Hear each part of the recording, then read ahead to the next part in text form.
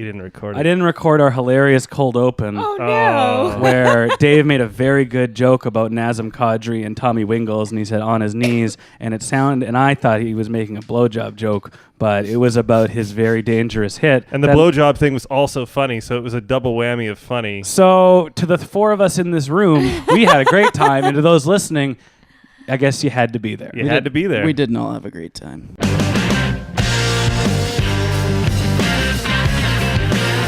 Oh, we get a lot of shots. Everybody come to their net. We just have to get more and more pucks to their net. What were you saying about putting pucks on net? Get pucks on net. Continue to put pucks on net. Something about pucks on net and good things happen. Pucks on net. We used to talk about in Vancouver getting pucks on net. Pucks on net and driving and making a hard night on them.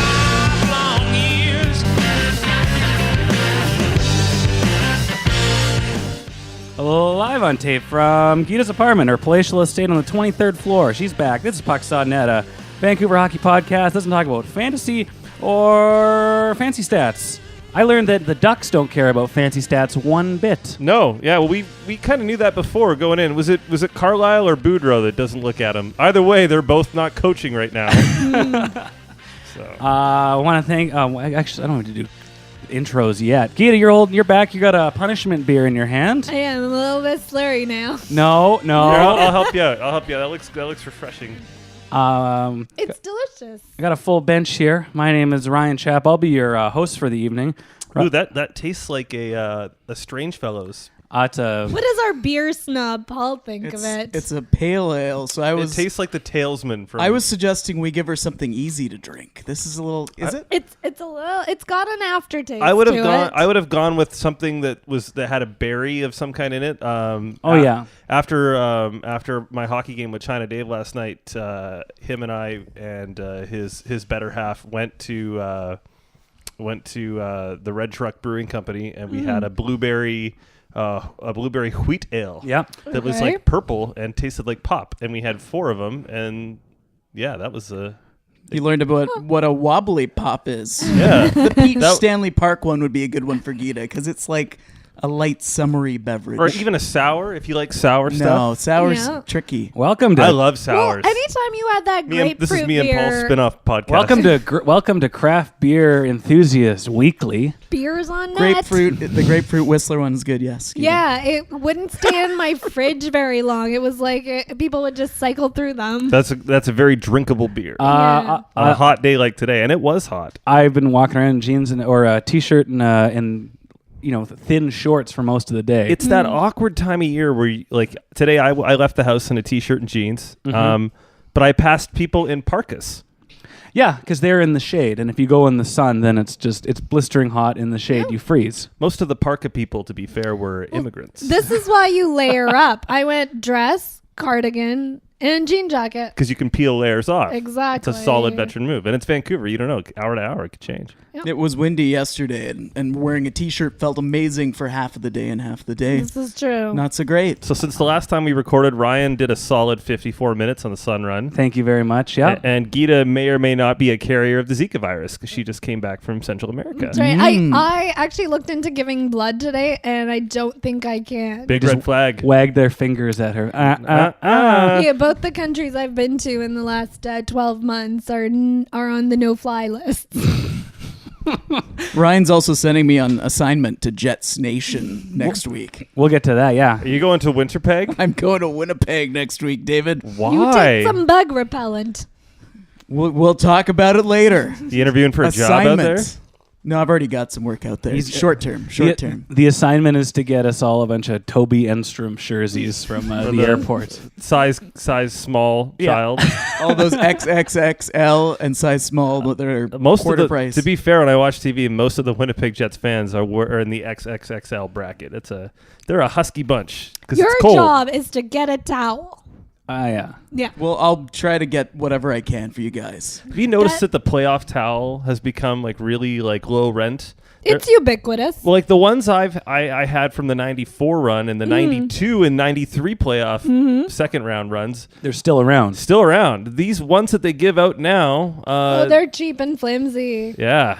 They're printed in, old Chinese newspapers. It's like an H&M suit. What towels are you getting? We haven't had them in a few years. Originally, were they just sort of unique to like one city? Because now everybody's got a towel. Yeah, or some and they have sort that of yeah. same Stanley Cup playoffs logo, and they just stick the local team. Yeah, they used to be very unique. Like, Yeah. I had one from the '92 run that was a rat wearing a Canucks jersey with the number 10 in it because Pavel Bure was called a rat by Don Cherry during game 1 of the playoffs. So then the rat towel was a thing. Yeah, And then and the rest of them were all very, very unique to the series. You would get a different one every series. Plus, it started in Vancouver, so there's a little more history That's and Yeah. longer tradition. So there's more of these printed ones with different. Yeah, I've got one somewhere that's signed by Alex Auld and Mark Crawford.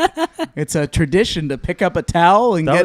was the Bertuzzi-less run. The Yeah. 2004, the Matt Cook, and then the Martin Jelena emotional swing where I almost ripped my sister's ear off in celebration at the rink. Boy, that was a sad one. Yeah, that was rough. Yeah. I want to thank you for joining us from wherever you got us from. Make sure you follow us on Twitter at PucksNetCA or PucksNetCa. Ka. And if you want to support the show monetarily, head on over to patreon.com/PucksNet where you can pledge a couple of bucks. Couple of bucks. Couple of bucks. Gita's having a couple of drinks of that beer. That's right. I'm fighting my way through this. Gita has for those that haven't listened the last 2 weeks, we made a very enjoyable bet with on the Flyers Penguins series, and Gita picked Philly, and if she lost, she had to drink an entire beer. She's drank an entire beer twice in her life, so this is a bit of a challenge for her, but she's being a real trooper. I'm doing really well. Have you had? Is this beer number 2 of the day, or are you on the first beer?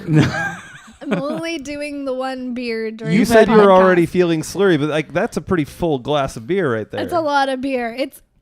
I'm very full. I should have probably starved myself for this. There's a This reason is that like dinner. serious beer drinkers look like serious beer drinkers. It's a lot of calories. It's a lot of calories. eating bread. Yeah, you gotta do the rich. You gotta do the rich Yaletown girl with just a lot of Chardonnay. A lot of And then going on the soccer field with the Chardonnay, drinking out of a coffee cup, going, "Come on, Johnny, you can do it." a lot of champagne coolies being drank. That coach's shorts look really good. Oh, I guess we should talk about hockey, or we could keep talking about. The Leafs are going to Game 7. It's a big cock tease, and the Leaf fans are going to be all sad. We don't know that. I kind of hope that they win. I'm like I've been on a roller coaster of emotion with this series where I was against them because of Kadri. Mm-hmm. Then Yeah. we had the unfortunate, horrible thing that happened in Toronto today, and Yeah. now it would be nice for the city. I think it would be great if they won. I think Boston's kind of pissing it away. Maybe. They're doing a lot of things wrong. It looks a lot like that series when Boston and Toronto played a few years back, Like, we've seen this before. but it went the other way. Yeah, fool me once, shame on me. Fool me twice. In 2013, in that Wait, lockout what? year, who Yeah. went down 3-1 in that series? I don't remember. That was a Wasn't long it? time Wasn't ago. it 3-0? Was Toronto up 3-0 in that, or was it 3-1? It was 3-1, and they were up 3 or 4 to nothing in Game 7. Mitch Marner was a glint in his father's eye. Yeah, he was 4. I believe actually he was 4 years old at the time. He's an 09 baby. Okay. Which is that much more impressive when you think he's like 9 years old right now and scoring goals. He'll fill out one of these days. Scoring like a 25-year-old. The funny thing about this series is because it's Toronto and like the microscope is on them, and like Austin Matthews has a quiet game 1 or 2, Yeah. and the sky's falling. He has Oh, that's right. He hadn't shown up. And then they're like, Patrice Bergeron's not playing in game 4, so this is Austin Matthews' game. He's gonna have the game of his life. He's quiet and they that lose. game changer Nazem Kadri really injected life into this team with his actions. Man, it really makes it look bad that they are winning with him in the lineup. Like, I really hate Nazem Kadri, and I don't want to give him any credit. But I don't think it's a coincidence, because even if he doesn't score, what he does is he knocks everybody down the depth chart to a level where they're comfortable. Like, Thomas Plekanec goes from like the worst second line center in the world to a halfway decent third line center. And he's getting a matchup that he can handle. He's not being asked to do more than what he can do, and that's what Kadri so brings. is that the thing that the Bruins can't contain? It's Nazem Kadri. It's what they can't contain is that they have to split their D pairs up between two solid lines, and now 40,000-year-old Gandalf the Grey, Zdeno Chara can't play. He can't play 40 minutes. So yeah, they're getting a lot more of that third pairing. They're getting favorable matchups, and also it helps that Freddie Anderson is playing some pretty good hockey. He's out playing Tuukka Rask. He looks really, really good, which means he's going to get lit up hard at Game 7. But he's the goal. He has to face 40 shots a game, and then he looks and feels great. Yeah, it's Cujo syndrome. Yeah, it's a lot like that. Yeah. Mac, any of your takes on the Boston-Toronto series right now? I don't. We've already talked about it for 5 minutes. He's super distracted by basketball. I used to be a huge basketball fan, so I mean, if you put it on, I watch it. Why do they have a team in Utah called the Jazz? Because the last time I checked, I don't think they allow any kind of music in Utah. Paul, you've been to Utah. I've been to Utah multiple times. I bet Utah's you got a have. very strong jazz community, didn't you know, Dave? Or they moved the team there from New Orleans, one or the other. Was it kind of like when the Grizzlies were here, only even to a bigger extreme? Like if you saw a black person in Utah, you knew they played for the Jazz? Well, they were also 7'2". Because it's the whitest state in the union, probably. It is, although there are a lot of folks that move there from around the world, so it's not as extreme as some people claim. But it's pretty white. I've been hearing something. How much time have you spent in Salt Lake City? I've never been to Salt Lake City, but I've been to Park City, Utah. Well, Park City is like going to Whistler or something. Yeah. Like it depends on when you go. If there's nobody there, when I went, it was like a ghost town, middle of the summer. I played in a hockey tournament there in 2000. It It was a good time. We won. Park City is probably more fun than most places. Yeah, we in went. Utah. We went skiing. It was a good time. Why are people complaining about the playoff format? Are they? A lot of Who people. are these people? What do you mean, you people? Yeah, what? Those people. I'd prefer. Specify names. Yeah, who? Name names. There is a general outcry that the way it's seeded, that like how the new divisional format. Because Yes. of the 1-2 matchup. yeah. I would like to see them go back to the 1-8. 1-8 is fine.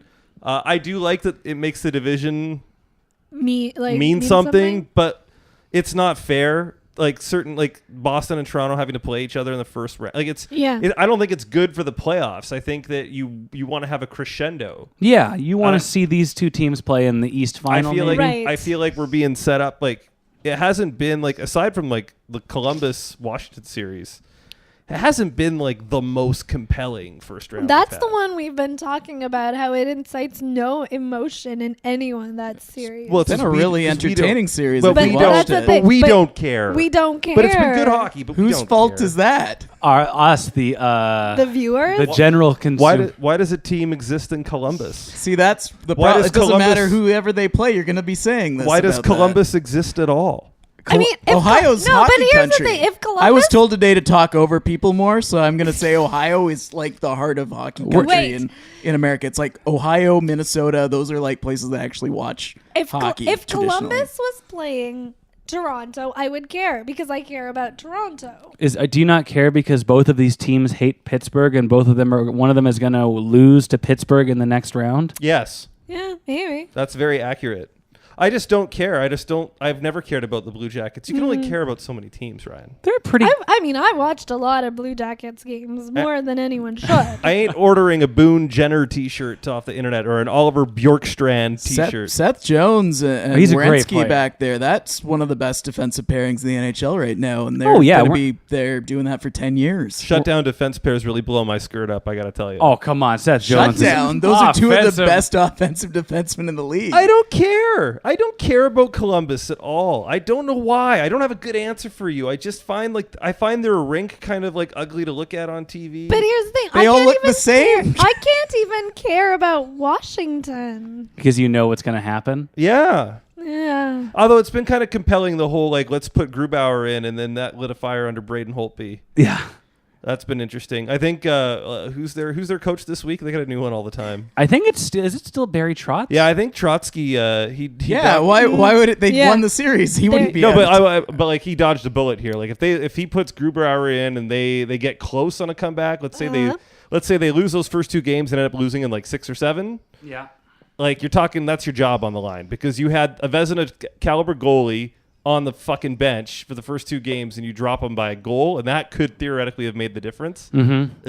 Ugh. He's very respected, and Washington's history in the playoffs, I think, should they fall again to Pittsburgh, will be more a turnover player-wise than coaching. They might change coaches, but I think they're going to look at this and go, like, we've had a lot of the same core or the type of team they're going to change the play. I don't know. That's an organization. I don't think they're going to get rid of the coach. But Barry Trotz is very good at what he does. He's good at keeping jobs. You know, he was in Nashville for 46 years. But he kind of is more of the same than Boudreau was, though. It was kind of they hired the same guy again, like a guy who's had solid hockey teams but has never gotten out of the second round. It's like, so if they don't get out of the second round on this one, I wouldn't like.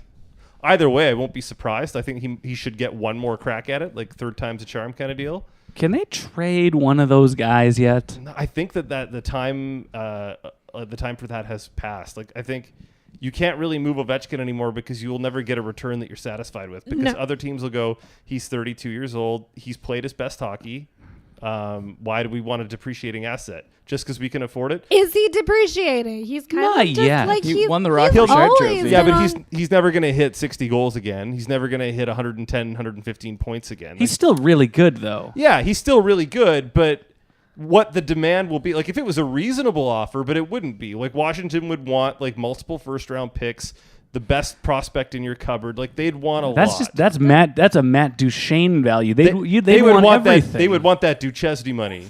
I do not expect Ovechkin would be on the table or conversation. It's more like the players surrounding him and the type of team. I think so. If you're moving out like Backstrom or somebody else, but like I don't think the conversation will ever be get rid of Ovechkin, especially when you got that price tag. Do you think Ovechkin would want to leave Washington? I don't think he would. I think he'd rather go back to Russia than play anywhere else, depending on who it is. Do you think then he's a horrible player a la the Sedins because he doesn't want to leave his city? No, this one's directed at Ryan. Oh yeah, Ryan, who's not going to miss them at all. Yeah, come December, because they you'll didn't miss them. because they didn't leave to go win a championship. So if Ovechkin doesn't leave Washington, worked out real well for their buddy Ryan Kessler down in Disneyland. Like they have had a perfect play. They've had President's it's very Sedin like there. They have had a great. I don't think so. I wouldn't. Maybe in the last year, but I mean, I don't. I think it's a different dynamic. He could pull a. There's Golden only State, one of him. He could pull a Golden State Warriors, take less money, and go to Pittsburgh to win a championship with his buddy Evgeny Malkin. I would frown him. You know what? In the final year or final 2 years of Ovechkin's contract, if if there was a place for him to go and there was a contract eating situation and a deal, like do it. I'm worried Jim Benning's got the cap room. He's going to just do it. It's like a rich guy who buys a DeLorean. You know it's going to rust up on you, but you just got to have it. Jason Spezza and Alexander Ovechkin. Oh man, 2004 NHL All-Star Game lineup. If Jason Spezza comes here. That is a good move. I like that. If Jason Spezza comes here, I will go to a game with Gita and I will shave whatever number they give Jason Spezza into my hair. He would probably get 90, 91. Yeah, he's not getting 19. All no matter right. how much Gita picketed outside Rogers Arena. There is a 0% chance that Jason Spezza is. I think it's hilarious that everybody else is trying to will this to happen now. It's not even me. Because it's a good idea. No, it's not. Why not? How is this a good idea? Dallas needs to win now. They've assembled this gigantic team of scorers. They need. But why would the Canucks want to pick this guy up? Because he's got 1 year left on his deal at 7.5. The only thing they really have on their side is the fact that Jamie Benn, Taylor Seguin, etc. are all still well under 30. They would be gifted something with Spets. That's why the deal it's swallowing salary space. Yeah. So you just have to go. Well, you get a second-round pick if you pay Jason Spezza next year. I still think if someone's going to come in like that, Brent Seabrook is a more likely candidate. They're going to want someone on D. It'd be a defenseman. They've got too many guys up front next year, and I know it'll be tough to find the secondary scoring that the Sedins are going to leave on the table. Spezza wouldn't want to sign in a place like Vancouver because he would be probably on the fourth line. In Vancouver? If you think about what... He's not even on the ice sometimes in Dallas.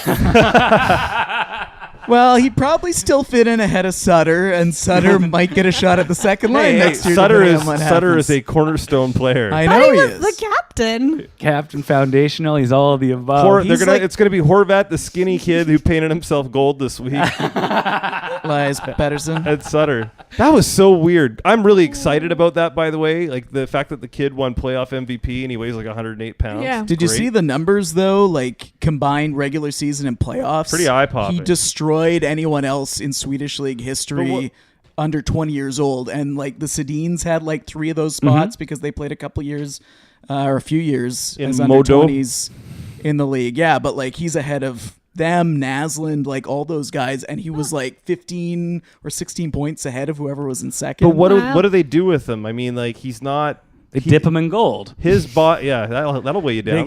They get a turpentine in a kiddie pool and they scrub him down. It's so tempting to take him out of the garage and take him for a spin, but like he's not ready. Like physically, he's just not mature enough. And if you put him I wouldn't put him in the AHL. I've heard a lot of people say that because the AHL's got a lot of knuckle draggers. Yeah, Right. You made it. Yeah, it's not a safe space. We talked about What that. do you do? Leave him in Europe? It's gonna be like the toughest thing in the world for a struggling franchise that has marketing issues because the kid will market himself. It'd be the toughest thing in the world for them to do, but it's the right thing to do. It's gonna be it's an unpopular opinion. Yeah. But I feel really strongly that unless he comes to camp at 185. And not that Brandon Reed 185 where he couldn't play anymore. A playable 185, don't even think about it. Like, don't even think about it. Because it's not like Goudreau. He's lanky. And lanky guys like the Nuge. They brought in the Nuge before he was physically ready, and look what happened. Who's a better hockey player, the Nuge or Elias Pettersson? We don't know. The Nuge never became the hockey player he was touted to be. That's very he's true. still a very good player, though. Yeah, It's but he one of those, he never became what he was supposed to. First overall pick. And he might have had a shot at it if they had let him like eat some steak in Red Deer for another year. Let's try this one on for size. Let's say Elias Pettersson has a great preseason, lights it up, like say Fedorov. You gotta put him in the lineup. Fedor number. Yeah, how well that work out for Fedorov? You gotta remember he's like shooting against Drew McIntyre, not Carey Price. No, honestly. But everybody's doing that in the preseason. So like as many people are like that, then you get do you want guys that do actually succeed when they get into the lineup. Do you want to really like list all the guys in Vancouver that they rushed into the lineup that had good preseasons that were never heard from again? It's the type of thing you can still bring them in. You give them a tryout. If you want to give them a couple games in the regular season, you can always just send them back down, send them overseas again. Like they're already paying him. I think Paul's probably right. I think he gets an extended look if he has a good preseason. They give him 9 games and they see not only what his production is, but what is his body withstanding. What kind of hits is he taking? Because like. It's such an important cornerstone piece, and we can't, as a city and a fan base, get too excited because sometimes I feel like the team has done things in the past to appease us. No. Cody, your back is fine. People are counting on you, Cody. You got to play. You got to carry the whole team on your back, the whole fan base. Yeah, pretty sure I'll see him at the Nationals for the beer leagues. But yeah, you got to see the guy. You got to give him a shot. You got to I don't think they should rush him by any means, but like he did a lot better in the playoffs than I expected over there from what I saw. And he was going to the front of that. And he was crashing it. It's not as physical a league, but they are big dudes. Is he going to the World Championships? He Sounds is. like it. I just have the on my feed the here. bulletin. Which is coming up, at the end of May now? He's going to play with future teammate Robert Nilsson. Robert Nilsson? Pack your shit. I hope he likes Utica. And Ole Levy is going to play for the Finnish national team. Okay. We kind of forget about him. Oh yeah, that guy. I think he's working with Sami Salo in some capacity. Do you know what the relation? Sami Salo is the assistant coach of Turku, which is a team he plays. Okay. And he says, Go for it. how close is Ulevy to the NHL? His play in his own end will be the biggest hurdle, I think, for him. He needs a big summer, get in better physical shape, conditioning stronger and quicker. Lots of work to be done. That is not what you want to hear. But that's only part of the quote. He also said that in the second half of the season, Ulevy stepped it up and carried the team at times. Oh, that's good. That's good then. Like people are focusing on parts of the interview that fit a certain narrative. Defensemen take a long time to develop, and that's the caution to the wind. Is it's even though he's a 4th overall pick, seeing him come in at 22 is not out of the question. On the other part of that, Griffin Reinhart, 5th overall, but yeah, Petrus Palmu also Salo was talking about and has really surprised Salo over there where. He was the tiny 7th round pick. He's kind of a sleeper, but there's been he buzz said on he's him. actually very gritty. Like he's Okay. only 5'6" or 5'7", but he's one of those guys who does go into the corners and fight for pucks. He's all stick. When we talk about players' size and how they play, I always think back to how you talked about Hunter Shinkarik, where he's getting He'd open himself up plastered to the boards all the time. He was always getting allegedly. hit. Yeah. I didn't watch a ton of Utica hockey, but his shoulders. The scouting report was his shoulders were when I saw that same report. I checked it out like on YouTube and stuff, and yeah, he wouldn't like angle his shoulders like the way a hockey player would to absorb a hit on the boards. There's a way to get hit. Are you suggesting that he would be getting a whole lot of dislocated shoulders? He would. He's opening himself up. Like he wouldn't square his shoulder up to the other guy's shoulder. Like if you're gonna hit me, I'm gonna give you that the nearest shoulder to you. Yeah, and that's where I'm gonna absorb the blow. He would give his chest. Like he would try the stupid flying up the boards. He would try the stupid drag move behind his back and then turn. Yeah. And then all of a sudden your shoulder's hitting his it's hitting his midsection. It's hitting his solar plexus. Right in the sternum there. And then anything can happen. Like one shoulder's going to hit the glass first. Yeah, you break your ribs. Like it just flying pancake type stuff. This is dating myself. Dixon Ward was a hot Canuck prospect that had the same kind of problem that would just kamikaze style in there and get plastered. There's a reason that a guy like Johnny Gaudreau has survived in the league as long as he has. He knows how to absorb contact. Learning how to play, size is important, but height's not everything. No. And say what you will about Jordan Subban's skill set and defensive abilities, which is what the criticisms were. But people kept saying like, "Oh, he's too small to play D in the NHL." It's like physically, he's fine. Right. Like he's a thick, strong guy. So if you look at a Petrus Palmu, if he puts weight on, or Elias Pettersson will be fine because he's still so young and he's like 6'1" or whatever. But these small guys that people are concerned about, like if you learn how to play, you can play in the NHL. Read Theo's book. Be a little bit crazy. And I from what I've heard about Palmu, he's a little bit crazy. Which is what we want in our hockey players. I'm going to fire it in the corner and he's going to go get it, crazy? but he might stick you in the teeth.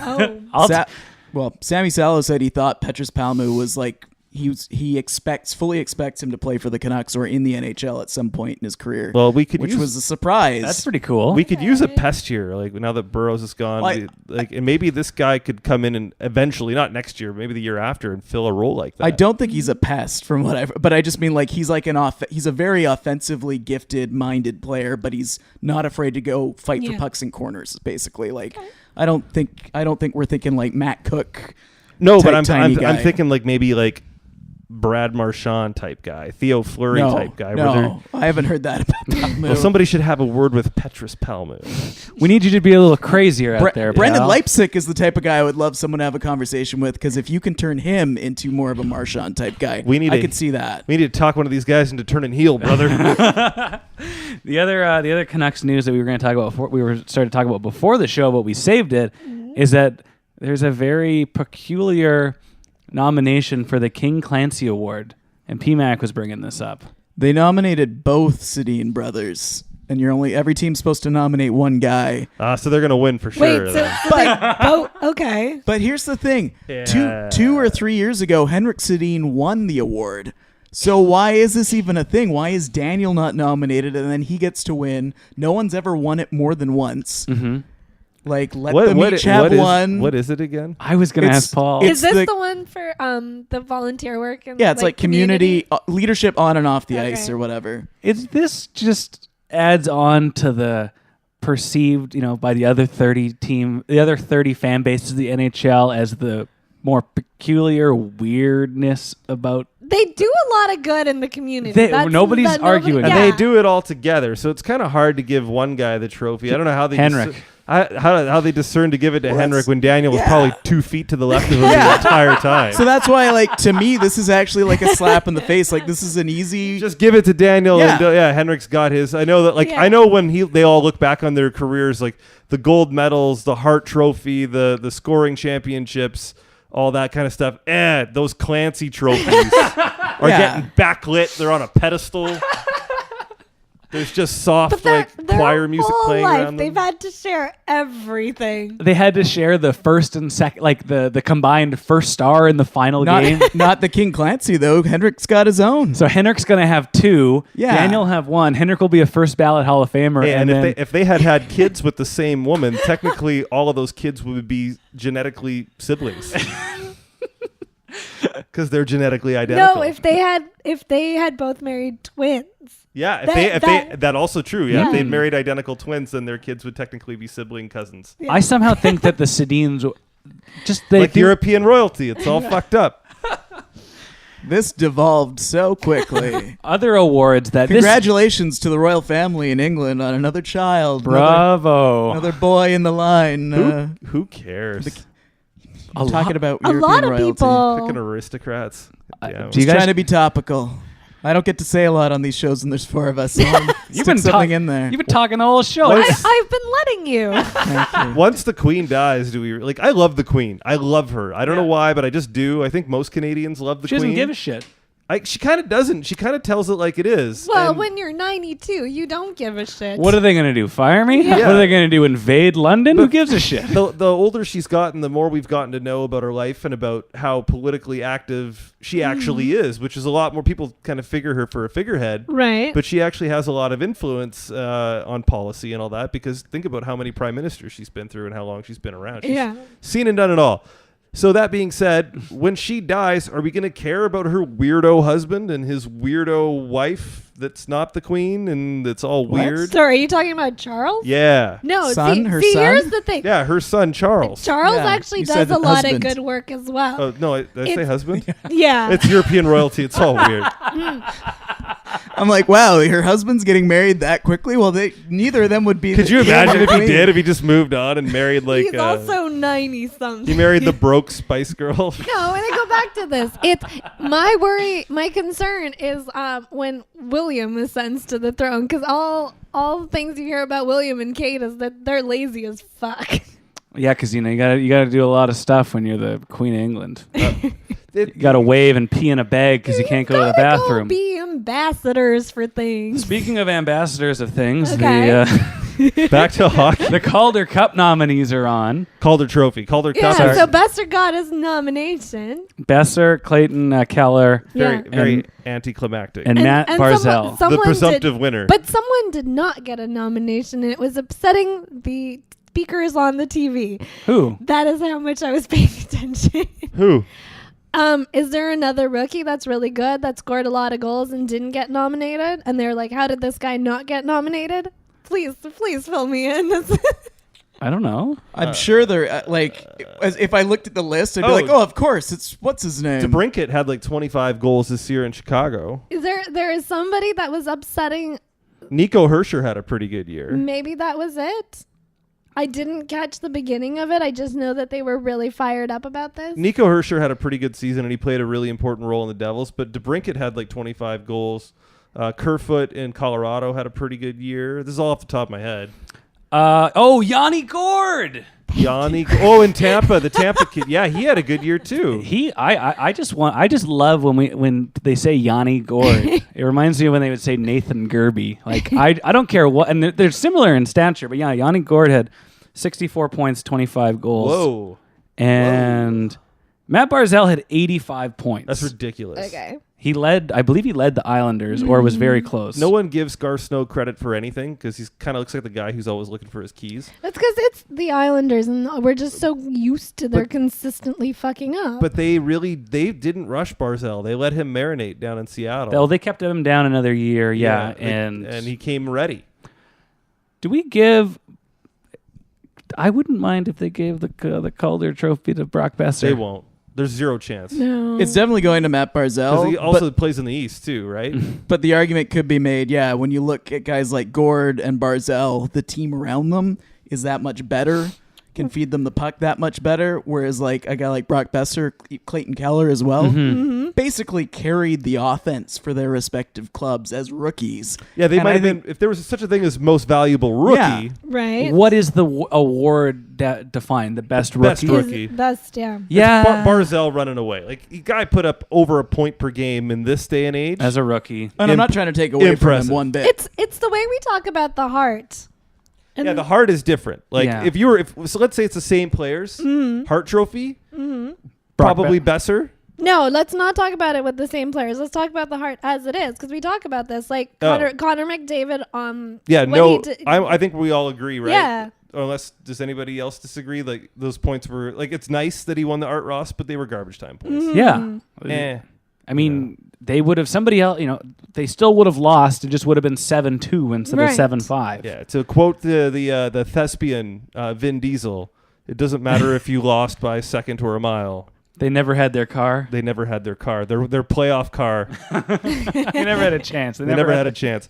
But yeah, that's a good question. Like, I'd like to say, like, if I was going to go like most valuable player to his team, where they would be nowhere without him, Nathan McKinnon. Like, Colorado is not even close to in the conversation to make the playoffs. They had a Nathan lot McKinnon. of really good players, like young players, step up this year. Like, For not sure. to take away from McKinnon, but they might have still made the playoffs without McKinnon. I don't think so, because he makes. Because they would have somebody else in that They would have slot made it theoretically with- that's very But, like, good, not as good, but probably very Rantanen good. Like isn't. Duchesne? Yeah, Duchesne. Rantanen isn't Rantanen without riding with McKinnon. Like, he just drives everything on that team, and he plays penalty kill and power play. Well, and he's finally had his coming out party. Yeah, for me, it's there's a couple of guys, but like that for me, that's like if I'm just going on instincts. Yeah. Nathan McKinnon. That's pretty good. The other subject or the other potential nominee, we don't know who they are yet for the Hart, was Claude Giroux. Flyers got eliminated yesterday on Sunday. But again, same thing. Without Giroux, they're not even close. That's they're not, true. They're not even close. So either one of those two guys, I'd be totally comfortable with that. Both, yeah, but And they were. even Kucherov at times carried Tampa on his back. What do you think of that? Just not McDavid, please. Is he? I hope. And I love the kid, but it would be gross. It would be marketing. Because then it would just go to it's just a scoring title. Yeah, And which it's- isn't fun. Yeah. Yeah, I saw angry people on Twitter that were saying, "Oh, it'll probably go to someone like Giroux or McKinnon," and they lost in the first round just because they carried their team in the playoffs. And I'm like, I've always looked at the MVP as like, yeah, like who is the definition of the trophy is who is the most valuable player to their team. Yeah. It's not the best player in the league, but that's generally how it's treated, and that's why there's a good chance McDavid will be on the top 3, or if not the top 3, the top 5 or 6 at the very least. Because, debatably still like offensively the most talented guy in the league. I don't know if I'd pick him if I was trying to pick. One of the questions I think coming up from a listener that I saw on one of the sheets was like, pick your starting lineup if you could have anyone in the league. I don't know if I'd take McDavid in my Whoa, top 6. what? Do you want to do that right now? If you're talking about like man. playoff success? Anything like at his age, like at 20. Well, you're talking about just one, like right now, this moment if in the playoffs. If I could have anybody do anything for me hockey related, I'm picking him. Not even looking. He's back. on my list, but I don't know if I'd 100% take him. Okay, now Because I'm looking for a center. I might still go Crosby. this was a fun question that came in from Okay. Yeah, no, I'm going Connor. Allison Moore. Build your dream starting lineup with currently active Like, players. so starting 6. Yeah. You want me to start? Now, hang on. I will let PMAC choose here because he brought up a good point. Is this win a regular season game in November or win a game 7 in the playoffs? Let's say win a game 7 in the playoffs, because that's what really matters. Then Yeah, I really want to take McDavid. Like, I do think he's probably overall the most talented guy in the league. But if I'm picking, some of it's going to go into, like, I want someone who's been there before. And that's why I go, Crosby's not that far behind McDavid right now. And in the playoffs, he's been there before. He's a nightmare for everybody in the playoffs. So that's why I think and I'm picking positionally, so I'm not going to put a center on the wing. I think I take Crosby as my center. Okay. And I know there's people that hate Crosby out there and will tell Why? me I'm an idiot. Why does anybody Yeah, hate Crosby? Because he whines. Because he complains between the whistles. I think But we don't even hear that stuff. I think he's developed into such a much more interesting player than I ever thought he would. He's yes. Yeah. Like, honestly, like if he had just continued to get 120 points a year and be kind of a bitch, but like he's become like gritty and tough, and he's like Bergeron on steroids, and that he's probably one of if not the best defensive center in the NHL. While at the same time can just knock pucks out of midair and score from behind the net, and not by accident. Like, when he's banking shit in on it's on purpose. Like, Paul's probably right. Like, now I'm kind of backtracking. I'm still going to stick with McDavid because it's more fun. But like Game 7 on the line, Stanley Cup Finals, is still hard not to pick the guy. He's like, It's probably one of those two guys one way or another. Like, there's not much separating them. like this is getting off topic because the starting lineup thing is intriguing. But like, this is why I hate, and I mean it, and I don't care if I take shit for this. I hate Philadelphia Flyers fans more than probably anything related to sports on the planet, for a multitude of reasons, but two, and then we'll get back to what we were talking about, it kind of ties in. Boo and Sidney Crosby. Yelling Crosby sucks. Yeah. We know that's not true. Come on. Come up with something better than that. Anytime fans shout a player or a team sucks, it always makes me think like, well, you're losing to them. So what are you saying about your own team? And you've always lost to them. And he won the Stanley Cup 2 years in a row and won the Conn Smythe Trophy in my mind, it's like you're shouting, my own team is worse than someone who sucks. That's all I can hear when I hear. Like Nashville fans do it a lot. You suck, it's all your fault. They like those chants. I'm always like, you still lose some games, so what are you saying about your At least when they do it, it's immediately after that player has not done their job. Yeah. So if it's a goalie, they just let in a goal. So the context makes sense. But the Philly fans will just start doing it when their beer buzz kicks in. And it's like, what the fuck? That's early. That's in the warm-up. And then as we heard from Sid, sometimes they waste those beers and throw full beers and batteries on the ice. You slime ball pieces of fucking shit. You do not deserve an NHL team. You don't deserve a franchise. And this goes to anyone who acts that way at hockey games. We don't throw batter. No, but this is a little different because this is thousands of people doing it. They are awful. They are awful. When the league has to send emails to players' parents, which Max Talbot exposed this, really saying, do not wear your kid's jersey to the game in Philadelphia. It's not safe. That's when the league needs to step in and really do something about it. Weren't there warnings like that in Boston in 2011? Yeah. In soccer, a sport where they don't do anything right, look at FIFA, constantly under more investigation than Trump's lawyers. At least they'll punish the franchises with empty stadium matches. I'd like to see that in the NHL. If the Flyers continue this, you know how you get through to Ed Snyder to beef up or whoever's running the team now that he's dead? I think he's dead. But you guys continue to fuck this up. Two things could happen. Your team starts down, 5-minute man advantage. They're not there yet. Empty. Yeah, but you know what? Though you're shooting your mouth off. No. There's just empty beer cans when they're getting eliminated, and some full ones. No, and the NHL does not have the balls to do something like that. I'm not even saying they have to do it. Just put it out there that it's possible. Just suggest it. They will not even make that threat. They do have rules. They cater to the owners in this league. I would hate to have to wait till someone gets injured before they do something. Wow, that guy fell in the penalty box, and Ty Domi didn't kick his ass, so that's pretty good. There are rules in the book. I think there are rules. Now, I haven't seen this ever been called, but if your fans do something or throw crap on the ice without good reason or an appropriate There's never a reason. There's never a reason to minor do it. Or whatever. Well, like hats for a hat trick or something. Okay, the one thing. Rats. The one, that's literally the one thing. But there's 6 things. Rats. There's always the fear you're going to have Penguins fans in Philadelphia that if they start calling the 2-minute minors, they're going to start hucking stuff at times when Philadelphia fans should be hucking to get the penalty against the Flyers. That's why they don't call. It would be good to see it called, but I can see why it could be a bad idea or vice versa. I could totally see Flyers fans, if this crew that you talked about go to Pittsburgh for some games, chucking stuff on the ice when something happens when you're like, oh, those Penguins fans are livid now, throwing live rats onto the ice, live penguins on. Anyway, it's that's. We gotta sneak in. All right, we're gonna sneak. Well, how are we gonna sneak in, though, bro? The security's gonna be crazy today. There's a couple ways you can do it. One, we can take the secret tunnel that goes from the Alley Inn into the stadium. Stop. There's no secret tunnel going from the stadium to the Alley Inn. What the hell are you talking about? This is common knowledge, bro. There is. They built a secret tunnel so that the visiting players can get safely back to the hotel without the Phillies fans hammering them. We're passionate fans. Passionate fans. We gotta hammer something. So they got a tunnel for that, really? Wow. Yeah. I've never seen them call that penalty. I can't think of a time either, but I think it's still in the books. There's I've heard it warned. Yeah, I've heard the warning too. At Rogers Arena, I've heard the warning.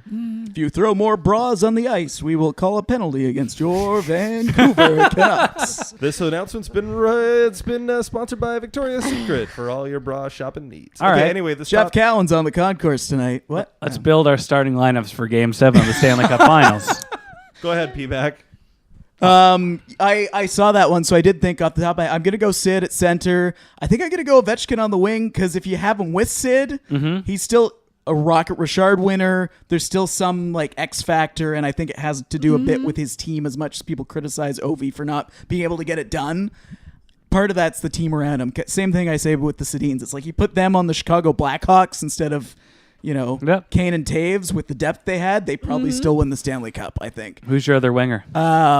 If we're going right now, Yeah. I was going to go off the board, I thought, with my right winger. I think it's right. Yeah, like Ovi's left, right? I was thinking even like Blake Wheeler has been an amazing player that does it all and would be like that guy because you got the offense with those. And not Blake Wheeler was like top 10 scoring, I think, this year in the end. He was right up there. So I might take. And he's going to clear some room in front of the net for you. Yeah, like he'd be a different type of player. I might, and I'm thinking positionally when I was looking at it. So like you're restricted because most of the guys at the top of the scoring are like centers and left wings. You can go winger.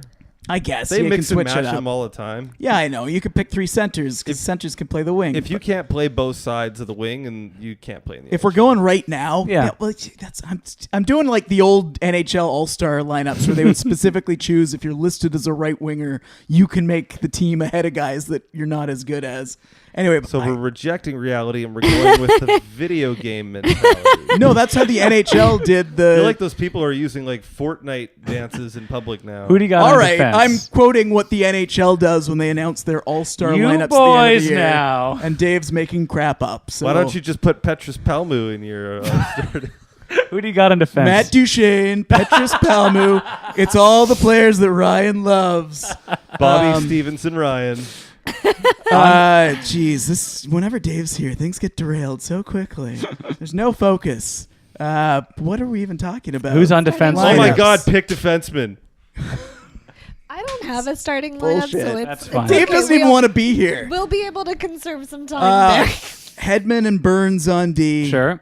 And I, if we're going right now, like I said, right now, Connor Hellebuck looks like a hell of a goalie right now. All right. And I know there's guys that'll be, John Quick would be an easy one ahead of that, but Hellebuck played more games than anyone else in the top 10 and was right there for wins and save percentage and everything else as a youngster. So I think I'm a he's- really big fan of his. I think he's the real deal just because of his demeanor and how calm he is and how he bounces back from bad games. That's just like, I don't think that this is like a one-off like Cam Ward. I think Connor Hellebuck's going to be pretty good. I know Cam Ward, he really milked that one season, didn't he?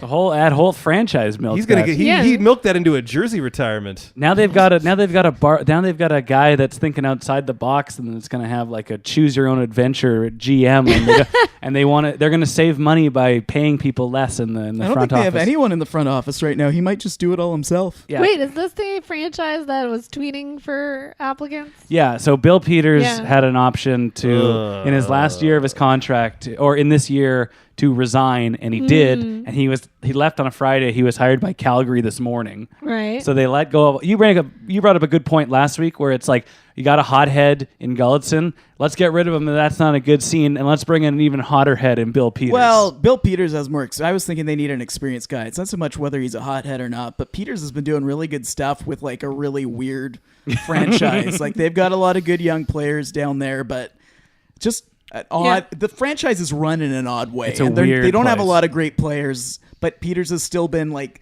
You watched the Hurricanes; they were competitive for what they were. oh yeah, So I think I'm fine. Like Peters wasn't available, so when I said AV to Calgary was a likely thing, Right. that was who was available. But as soon as Peters got let go, I was like, oh yeah, Peters or AV, and Calgary makes sense. They need someone who's veteran. That's a I good thought hire. Vino's It's a- going to Dallas. that's that makes the more rumor? sense. That makes me way more sense. yeah, that's a likelihood. Like they were reporting that Peters would be the head coach of the Flames like immediately after. They need a coach, and he's the best guy available. Yeah. I also read somewhere that Willie Desjardins is on the Stars' radar Because he was coached in their Texas system. and he won a Calder Cup. And they in loved, this- they loved him, and he worked with Mark Crawford when Mark Crawford was down there. He was one of the assistant coaches, so he's Jesus on the rate. So it's like AV and Willie. You hope And that Crawford? It's like that old joke. Take my wife. Take her. Take her, please. yeah. We'll so take all of them. Gita, do you have a starting six? No, I didn't see the question. Oh, okay, so I can then- just do it off the top of my head. All right, you I go. disagreed with all of Paul's picks. Well, he can interrupt you twice as much as you Yeah. interrupted him. All right, I'm gonna go with Connor. I like Connor McDavid at Just looking center. out for Paul here. Go on. He's the Dave. best player in the world. Like not the MVP, but he's the best player in the world. So Connor.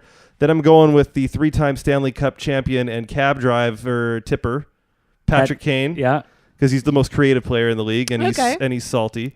And then my other winger would probably have to be Steven Stamkos, Yeah, you could stick him out there. because he can fire the puck and he can dish the puck. And I wouldn't pick Ovi because he never wins anything. Not Kucherov was the guy other than Wheeler I was looking at. I was surprised you go Stamkos over Kucherov right now. Because again, he's kind of like Crosby. He's evolved into something that we didn't see coming. A guy who can back check. Yeah. Stamkos is great. He's also a center, so I'm going by the NHL. But he's moved. He's playing wing right now. He's playing on the right side right now. The wing. What if he doesn't adjust to that position, Dave? Then you've really fucked yourself over. Yeah, Dave. Real Bill Peters over here. Somehow I think my guys will make it work. That makes sense. I'm taking Stamkos and putting him in goal. Stamkos is going to get injured before Game 7. You're going to have to call up. Well, that's why I'm not taking Yanni Ben Bishop Gord or something. I'm going to go. There is one shared pick amongst me and Paul, and I like Victor Hedman too. That's a good pick. He's going to be exhausted. He's going to be so tired. And then I'm going to go with the second best Carlson. Carlson. I'm going to go Eric Carlson. So all Swedish back end. All right. That's my all Swedish back end, and then that's a gentleman's club here in Vancouver. And for goalie, again, you don't think that back end's soft? Soft back end. And in goal. In goal, if I'm going with right now at this moment in time, I'm gonna go with Flower. Yeah. He was on. You can get a P by him in those first 4 games against LA. I heard a great thing that he's a dynasty in the making. He wins the Stanley Cup every year. Sometimes as a starter. It'll be interesting to see what they do in that series, though, because he was a big part of that win. They barely beat the Kings, though. They were all 1-goal games. Yeah, they're in trouble. And the Kings round. aren't that great a team relative to other teams. And the Sharks demolished the Ducks, who are about the same quality, roughly the same quality. I think they're very comparable to the Kings. Mm-hmm. Yeah. They might be better than the Kings. The Ducks are better than the Kings. I disagree. I think the Kings are better than the Ducks. But I think it's close. I could see both arguments. You make that would have been point, so boring. Could you imagine how bad that would be to watch? My expectations, I thought the Sharks would come out of that division before the playoffs started. Everyone's like, oh, the Vegas Golden Knights haven't lost a game in the playoffs 4 straight. I'm like, they barely won 4 games against debatably the worst team that made in the playoffs. Yeah. They could barely beat that team. How are they going to fare against the Sharks, who are much, much better than the Kings, in my opinion? Right now, anyway. They were playing great in the end of the season since the Kane pickup. Yeah, I agree with all of that. I don't see any holes in their game. They're big, they're fast, they got good goaltending. Yeah. Evander Kane looks like he's been a Shark for 10 years. Yeah. That was such a good fit. Yeah, he bleeds teal. Oh, we have Logan Couture. Now we have 2. It's essentially the same player. Kind of like how Kadri and Tavares are the same guy. Just like that, except, a little more realistic. Yeah, only actually. There was a good stat, the Kings... the Kings and the Ducks, one of them scored 3 goals the whole series, the other one scored 4 goals. So that's pretty bad. If we're picking right now to win Game 7 in the Stanley Cup Finals, in net, I'll go with Matt Murray. He did it last year. And the year before. He had 2 shutouts, and he had his shutout streak. Defense, I'll take a Hedman and a Chris Letang. Letang? And up front, I'll take a... Got the rings. I like him. I just, when Subban or Carlson or... Nobody Burns picked... Not one of us picked PK Subban. Subban would have been my next pick, I think, if I didn't take Burns. I took Burns just because he's a bit tougher and his numbers have been better offensively. He's a better player. Just give me a couple Penguins and an Ing. Give me a Kucherov, a Crosby, and a... I don't know. Malkin? See, you don't know what Subban is going to do for the chemistry of your team. Do you want to risk it? Yeah, I can't have PK coming into my imaginary team of quiet guys, and then I got that on my hands. I'm going to look like a fucking idiot. Yeah. See, I got Burns to throw a wrench into things. I like it. Those are all great players. Yeah. Honestly, there's not a bad pick in that bunch. And I'm a little surprised that none of us picked Malkin. Well, the NHL Top 100 didn't pick him either. Which is a joke. Yeah. Because I'm a huge nerd and I'll go on these YouTube binges. So it took me a couple of months, but I probably watched all of them. Mm-hmm. And that was always in the back of my mind. I'm like, that guy's not as good as fucking Evgeny Malkin. That guy's not as good. Right. Gino Malkin's really good. No offense to... Does he get overshadowed just because he plays with Sid? Oh, yeah. And it's Ron Francis syndrome but all over. No offense to Pat LaFontaine and Dave Anderchuk, who are great players. Mike Gartner, great players. Yeah. Great players. They're not as good as Malkin. He is incredible. And the one problem with him is anytime you see a sit-down interview with him on Hockey Night in Canada during the playoffs, a lot of the time they go, you could have gone elsewhere. You could have been a franchise guy on your own. But it always comes up. And that's like, he's like, well, you know what? Hey, I like winning. It works. Yeah. And Sid's my buddy. Yeah. So, I mean, that's, I'd did be they- him too. He's a team player. That is the ultimate lottery win, eh? Yeah. That they got those two guys. Like, Funny how that works, eh? insane. Funny how rebuilds work. Yeah, well, no, but hey, other teams have had the same kind of luck and haven't been able to do what Chicago and Pittsburgh did with it. Mm-hmm. Like Chicago, same thing. Like you got to pick. If you're picking 2-3, you still got to make a decision that could go either way. Yeah. And like Edmonton's had like 7 million cracks at it. We've done 2 episodes on how they couldn't do it. They've got another chance coming up. They do. But maybe they're gonna get Dolan.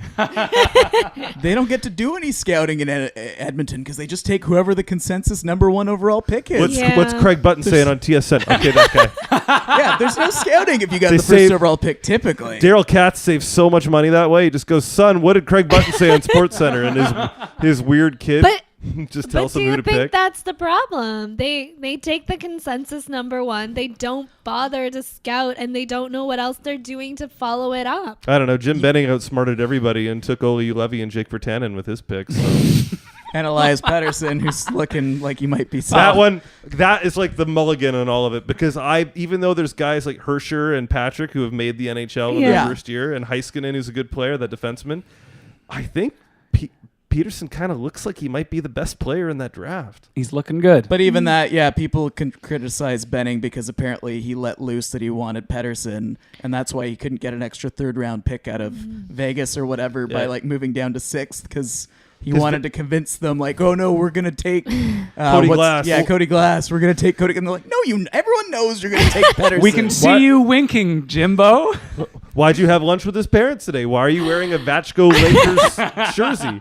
Anyway, I I wasn't don't trying. even know who the Vachko Lakers are. I wasn't gonna try to defend like Benning as a whole, but I'm just like, at the draft, it's one of those. Some years you're gonna screw up. I some feel like years he's you're the guy not. who thinks he's really good at poker and will play like 2 jacks against Ace King because he saw it on TSN. Well, you mentioned that like it came out that he was letting loose that he wanted Pettersson, and then you see the video of Brian Burke when he's wheeling and dealing to get the Sedins, and he's like commanding with such respect and dignity. He's like, "You got my word. You give me your word. You're taking this guy. I'm taking these guys," and like. Maybe Jimbo thought that's what he was doing. No, but there's a little more assertiveness when that comes. That's with the other Burke. thing. And also, Yeah. Brian Burke was like vice president of the league, and generally, even though he's got this gruff exterior that we all see, you talk to hockey people about Brian Burke. Oh yeah, almost nobody says It's a bad a bit thing. of an act. What he puts Betting, on like, public. Apparently, he's whittles a his sweet hair he's a and- sweetheart. Apparently, but like they You don't take dig, I'm going to take you out back and kick the shit out of you. Yeah. Brian Doesn't Burke, make- and then I'll 19. drive you to the airport. he's only ever tried to fight one guy, and it was awesome. He wanted to fight Kevin Lowe in a barn. That was great. But it was a different situation, we should say, when Burke was shouting like who he was going to take. Yeah, Yeah. of course. Because people knew he's trying to get 2 picks in the top 4. There's twins that would like to play together. Like they know what's going down, and the other 2 players at the he was time, after Pavel Brandl. the other 2 players at the time were considered like those 4. It's like, oh, these are all solid NHL All-Stars, and then it drops off after that. So everyone was like, we're happy to get one of these guys if they've got the 2 and they can help us solidify, getting Patrick Stefan, which sounds ridiculous now, but at the time he Patrick looked like Steph. he had been playing in the AHL or the IHL, as a IHL. 17-year-old And looked played well. at place, right at home. So And the IHL back then was kind of almost a 4A league. It was slightly better than the American League because it had more independent teams. Like half the league was affiliated, and half of Okay. it wasn't. So Wait, does that league even exist now? No. they Okay. joined, like the few teams that survived joined the AHL. Okay. Yeah, and well, then it came back for a couple of years as like a double A league, and then those teams got absorbed into the ECHL. Oh, okay. Yeah, my buddy Kyle played for the Quad City Mallards in the IHL, and now they're part of the ECHL Gordie Howe played his last game in the IHL, I believe. with for the Vipers. Was it Grand City? No, it was the Detroit Vipers. They Oh, used to okay. play at the Palace at Auburn Hills, There you go. which is where the Pistons play. I feel really. I'm really glad that we forgot to do this last week because now we can sound way smarter. Okay. But we haven't given our Stanley Cup picks yet, and I felt like we have. have you? I haven't. I think don't we've know. set it up I like texted mine to Ryan. Tampa's last going to week. win the cup. That's my pick. There, now it's out there. Tampa, bitch. I'd given it to Vegas last Monday. This is Gita. She texted it to me when she was in Costa Rica if it came up on the podcast, and I will read it. Crap, Vegas. No one has figured out how to solve that problem, and they're being backstopped by a guy who fumbled his way to many Stanley Cups and knows when to get hot.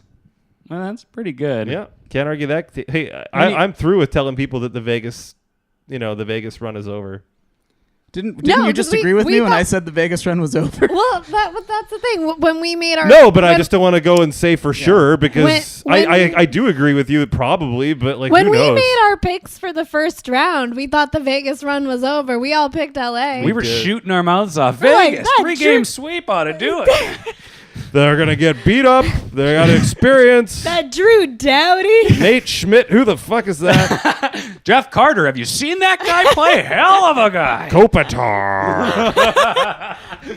That isn't us live. That is a soundbite from 2 weeks ago. Hell yeah. Who's using a BlackBerry? That's my BlackBerry. That's her work phone. What's this one called? Piece of shit. POS. Good question. It's not a bolt. I have no idea. Do you guys what use it because is. it's really secure? Is that why? Yeah. Yes. Because it uses something called the internet instead of the internet. It uses something called encryption. PMAC, who do you got for the Stanley Cup? There's nobody that I'm 100% certain is going to win it this year. So, I mean, it's hard for me to make this decision. If I was to lay it out based on like what the series look like they're going to be, I think it's going to be a Nashville-Tampa final. Yeah, okay. And I might take Nashville right now, but it's so close, like between those. Like I think Vasilevsky's probably better right now. Rene hasn't been quite what he has been in the past in net, and that's such a big part. But I mean, overall, I think up front and on D, Nashville's just got so many cogs there that maybe aren't as good like the individuals as a Kucherov or a Stamkos, but they just keep rolling. 4 lines at you, and even like Fisher jumping in at the end there just adds so much depth to their bottom 6, and their D is so good.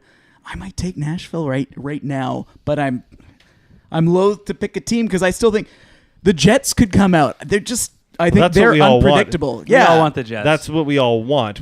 I want that so badly for them. It'd be great. I want the Jets to win the Stanley Cup. I wouldn't pick. The Sharks are hitting their stride at the right time. Yeah. Think about it like this. Pittsburgh could do it again. The last time a Canadian team won the Stanley Cup was the Montreal Canadiens in 1993. Right. The Winnipeg Jets existed back then, have gone extinct, have come back, and they will be the second Canadian team to win a Stanley Cup since then. It kind of speaks volumes about the other Canadian teams that continued to exist the entire time. And I wanted to say that's like a phoenix rising from the ashes, which is where Winnipeg had moved to. Oh man, this has got it. Whoa. I'm like Will Smith's kid. Stay woke. But I mean, winning a round for the Jets is kind of like winning the Stanley Cup, isn't it? First time since like 1988. 87. It was 87. Yeah, they had so many wrong turns at the beginning of their existence in the NHL when they came over from the WHA. Yeah, they had an opportunity to land Gretzky like right back then. They were the ones who got the first call from Indianapolis about making a deal, and they were like, no dice. And then just having to exist in that same division and having to run into him and those boys every year. Like, doesn't matter how good you are. And then also just insult to injury. Oh yeah, Calgary's going to be really good too. Remember, there's a good run there where Canadian teams were winning the Stanley Cup every year, and then all of a sudden, like a drought. I think in the 80s, it was like after the Islanders stopped winning cups. Canada. It was it was Edmonton with Edmonton, Montreal, Edmonton, Calgary. Edmonton. Yeah. And then Montreal after a couple of Penn's Cups, yeah. And then speaking of Penn's Cups, that's who I will once again pick for my Stanley Cup favorite. And still. Yeah. And that's just because I mean, they beat the Flyers, but I love watching the Pittsburgh Penguins play hockey. They're so good. I really want a Penguins-Jets final. Jesus Christ, yeah, absolutely. To beat the man, you to be the man, you gotta beat the man. Yeah.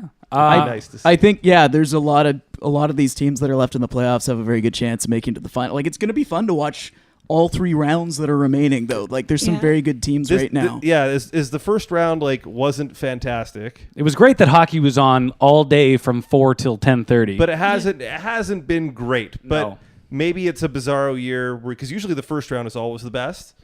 maybe not this year. Maybe we're going to get a little more. Now, that being said, 48 hours from now, that's going to be a really good hockey game. Like the Boston-Toronto game. Yeah. That's going to be pretty compelling. And I hope the Leafs, again, like obviously the tough news with what happened today in the city, you want a team to rally around that. It'd be great for the city if the Leafs and the Raptors could do something special this year. Oh, and they both have a chance to. Yeah, it's weird right now. Like Cleveland in the NBA, like they're having a hard time with Indiana. Things are kind of happening for the Raptors. I'd love it, and I hate Drake's lucky. I hate the idea of cheering for a Toronto team just because they're in Canada. See the Blue Jays, but I would hashtag We the North. Yeah, I'd if they get through the second round and keep going. Oh, I'd be watching those games. Oh yeah. Oh yeah. So we all given our Stanley Cup picks, and then I guess we'll wrap up the podcast. My this pick week. for the Stanley Cup this year are the Toronto Raptors. Make sure you follow us on Twitter at PucksNetCA or PucksNetCa. And support the show monetarily over at patreon.com/PucksOnNet. Pledge a couple of bucks. $5 gets the Jimbo Show, the Mighty Ducks commentary, 5 minutes for paying, which we do every week. And we haven't got any new ratings or reviews on the Canadian iTunes store lately. So if you haven't done that yet and you got a second, please, for the love of God, do that, because that horrible algorithm is really screwing with us. It takes a second, helps us out the best way. And make sure you like all our social media stuff. And, well, come on it. Oh, and for anybody that donated to the Humboldt Broncos GoFundMe, yeah. Just a congratulations to everybody. They raised over $15 million before they closed that out, which is just wonderful. You'd be surprised how quickly expenses can incur when this kind of thing happens. So fantastic. Just rest assured that money's all going to go help a lot of families deal with a lot of things. So thank you. On behalf of the rest of the hockey community, to anybody that listens to the show that donated, this is why hockey's the greatest sport in the world, and it's because of the way that everybody in the community looks after each other. So just, give yourselves a round of applause. Move,